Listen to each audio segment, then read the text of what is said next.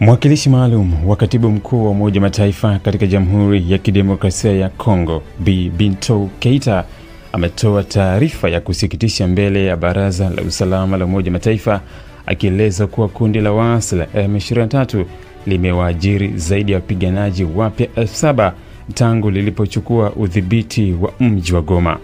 Akihutubia kikao maalum cha baraza jijini New York nchini Marekani, Bi Keita alisema kuwa kwa kipindi cha miezi 7 iliyopita, wapiganaji hao wapya wamepatiwa mafunzo ya kijeshi katika kambi za kundi hilo, huku M23 ikiendelea kujitanua na kuimarisha udhibiti wake katika maeneo mbalimbali ambayo yalitekwa kwa mabavu.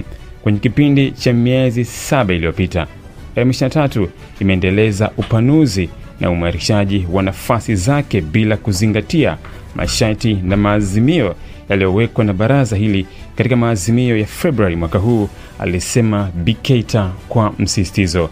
Azimio la Baraza la Usalama lililopitishwa mwezi Februari lilizitaka pande zote zinazohusika kusitisha mapigano mara moja bila masharti. Aidha, ilitaka kundi la M23 kujiondoa kutoka Goma, Bukavu na maeneo mengine walioyachukua kwa nguvu, sambamba na kusitisha juhudi za kuanzisha taasisi mbadala zinazodhoofisha mamlaka halali ya serikali ya DRC. Hata hivyo, kwa mujibu wa Keita, kundi hilo linaendelea kupuuza masharti hayo, likiimarisha uwezo wake wa kijeshi na kushikilia maeneo muhimu mashariki mwa DRC. Bi Keita aliongeza kuwa tangu mwezi Juni kumekuwa na ongezeko kubwa la raia wanaokimbilia maeneo ambayo yanadhibitiwa na M23 kwa lengo la kutafuta hifadhi, jambo ambalo linaonyesha hali ya wasiwasi na kutokuwepo kwa usalama katika maeneo mengine. Licha ya kuelekeza lawama kwa M23, Bi Keita alibainisha kuwa si kundi hilo pekee linalochochea mzozo mashariki mwa DRC. Alivitaja pia vikundi vya waasi kama ADF, CRP na Kodeko kuwa vinahusika moja kwa moja na kuendeleza ghasia na ukiukwaji mkubwa wa haki za binadamu katika maeneo mbalimbali ya nchi hiyo. Hata hivyo, hakuzungumzia kwa kina kuhusu kundi la FDLR, kundi linalopambana na serikali ya Rwanda ambalo linatajwa kwa sehemu ya mvutano baina ya DRC na Rwanda. Rwanda imekuwa ikishutumu serikali ya Kongo kwa kushirikiana na kundi hilo, madai ambayo serikali ya DRC imeyakanusha na kuituhumu Rwanda kwa kutumia kisingizio hicho kuhujumu uhuru wa mamlaka ya kitaifa ya DRC. Tangu kuzuka tena kwa mapigano mwishoni mwa mwaka 2021, juhudi za kidiplomasia za kurejesha amani zimeendelea kugonga mwamba.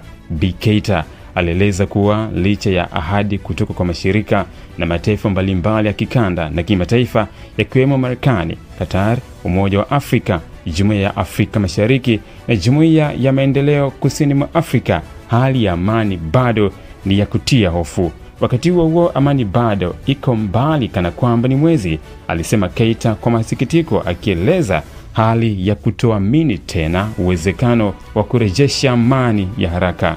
Katika hotuba yake, Keita alieleza kuwa kuna mapungufu katika utekelezaji wa maazimio ya Umoja Mataifa na mikakati ya kuleta utulivu, akisisitiza kuwa bila hatua za haraka na thabiti kutoka kwa jumuiya za kimataifa, raia wa Kongo wataendelea kuteseka.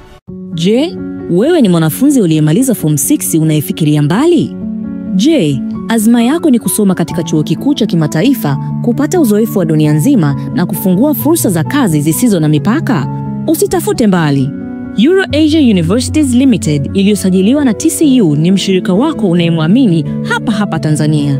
Sisi ni wataalamu wa kuunganisha wanafunzi wa Kitanzania wenye malengo na vyuo vikuu bora duniani kote, kuanzia Ulaya na Asia hadi Amerika na kwingineko.